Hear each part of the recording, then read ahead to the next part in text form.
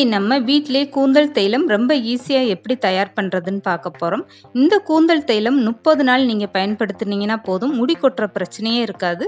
Hello friends, welcome to சமையல் delayed. First இந்த கூந்தல் தைலம் தயார் பண்றதுக்காக தேவையான பொருட்கள் பார்த்துடலாம். ஒரு கைப்பிடி அளவுக்கு மஞ்சள் கரிசலாங்கண்ணி இலை எடுத்துக்கோங்க. இதுல பூ பார்த்தீங்கன்னா மஞ்சள் கலர்ல சூரியகாந்தி பூ மாதிரி சின்னதா இருக்கும். 6 நெல்லிக்காய் எடுத்துக்கோங்க, பெரிய நெல்லிக்காய். 2 ஸ்பூன் அளவுக்கு கருஞ்சீரகம் எடுத்துக்கோங்க. 2 ஸ்பூன் அளவுக்கு வெந்தயம், ஒரு கைப்பிடி அளவுக்கு மருதாணி இலை, ஒரு கைப்பிடி அளவுக்கு கருவேப்பிலை எடுத்துக்கோங்க. இது எல்லாமே எப்படி அரைக்கிறதுன்னு அடுத்து நம்ம பார்க்கலாம். இப்போ ஒரு மிக்ஸி ஜார் எடுத்துக்கோங்க. இது ஈரம் இல்லாமல் நல்லா தொடச்சிட்டு எடுத்துக்கோங்க.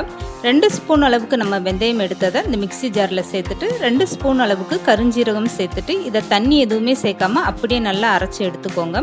இந்த அளவுக்கு குருணையாக இருந்தால் போதும், ரொம்ப நைஸாக அரைக்கலாம் வேண்டாம். இப்போ எண்ணெய் காய்ச்சறதுக்காக ஒரு அகலமான பாத்திரம் எடுத்துக்கோங்க. அந்த பாத்திரத்தில் பவுடர் பண்ணி வச்சுருக்க வெந்தயம் கருஞ்சீரகம்லாம் சேர்த்துக்கோங்க. அதே மிக்ஸி ஜாரில் நீங்கள் கட் பண்ணின நெல்லிக்காவும் சேர்த்துக்கோங்க. விதையை நீக்கிட்டு இந்த நெல்லிக்காவை சேர்த்து அரைச்சி எடுத்துக்கோங்க. இந்த நெல்லிக்காயில் நீங்கள் தண்ணி எதுவுமே சேர்க்காம இந்த அளவுக்கு 1-2 அரைச்சி எடுத்துக்கோங்க. இப்போ அரைச்ச நெல்லிக்காவும் அதே பாத்திரத்தில் சேர்த்துக்கோங்க. இப்போ அதே மிக்ஸி ஜாரில் ஒரு கைப்பிடி அளவுக்கு க்ளீன் பண்ணி வச்சுருக்க மஞ்சள் கரிசலாங்கண்ணி இலை சேர்த்துக்கோங்க. ஒரு கைப்பிடி அளவுக்கு கருவேப்பிலை சேர்த்துக்கோங்க.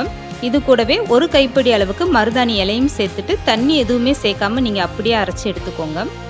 இப்போ அரைச்சிட்டு வந்த மருதாணி இலை, கருவேப்பிலை, மஞ்சள் கரிசலாங்கண்ணி இதெல்லாம் பாருங்கள் இந்த அளவுக்கு நல்லா 1-2 அரைச்சி எடுத்தாச்சு. தண்ணி எதுவுமே சேர்க்காம இந்த அளவுக்கு அரைச்சி எடுத்துகிட்டு வந்தாச்சு. இதையுமே அதே பாத்திரத்தில் சேர்த்துக்கோங்க. இதுக்கப்புறம் எடுத்து வச்சுருக்க ஒரு சோத்து கத்தாழையை இந்த மாதிரி தோலெல்லாம் நீக்கிட்டு உள்ள அந்த சதை பகுதியை மட்டும் நீங்கள் எடுத்துக்கோங்க. ஃபஸ்ட்டு இந்த மாதிரி ஓரங்கள்லாம் நீங்கள் எடுத்துக்கிட்டிங்கன்னா உங்களுக்கு இந்த சோத்து கத்தாழை தோல் சீவுறதுக்கு ரொம்ப ஈஸியாக இருக்கும். இப்போ நம்ம தயார் பண்ணுற இந்த கூந்தல் தைலம் முடி கொட்டுற பிரச்சனைக்கு மட்டும் இல்லைங்க, பேன் தொல்லை, பொடுகு தொல்லை உள்ளவங்க எல்லாருமே இந்த கூந்தல் தைலத்தை பயன்படுத்தலாம். இந்த கூந்தல் தைலத்தில் வெந்தயம், சோத்து கத்தாழை எல்லாம் சேர்த்துருக்கிறதுனால உங்களுக்கு பொடுகு தொல்லையும் இருக்காது, பேன் தொல்லையும் இருக்காது. 1 மாதம் இந்த கூந்தல் தைலம் நீங்கள் பயன்படுத்தினா போதுங்க, உங்களுக்கே நல்ல ரிசல்ட்டு தெரியும். இப்போ சோத்து கத்தாழையில் உள்ள இந்த சதை பகுதி எல்லாமே இந்த மாதிரி கட் பண்ணி எடுத்தாச்சு.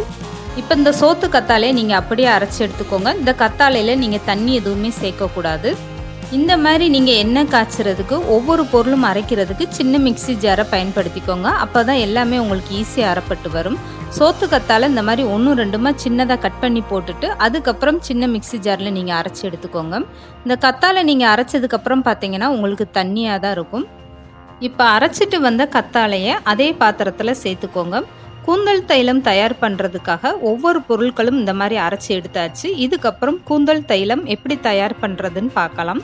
இப்போ இந்த கூந்தல் தைலம் தயார் பண்ணுறதுக்காக 1/2 லிட்டர் அளவுக்கு செக்கில் ஆட்டின சுத்தமான தேங்காய் நான் வாங்கி வச்சுருக்கேன். நீங்கள் எண்ணெய் காய்ச்சும் போது இந்த மாதிரி சுத்தமான தேங்காய் எண்ணெயாக வாங்கி பயன்படுத்திக்கோங்க. இப்போ எடுத்து வச்சுருந்த சுத்தமான தேங்காய் எண்ணெயை இந்த பாத்திரத்தில் சேர்த்தாச்சு. இதுக்கப்புறம் நீங்கள் ஸ்டவ் ஆன் பண்ணிவிட்டு ஸ்டவ்வை குறைச்சே வச்சுக்கோங்க. நல்லா இந்த மாதிரி கலந்து கொடுத்துருங்க.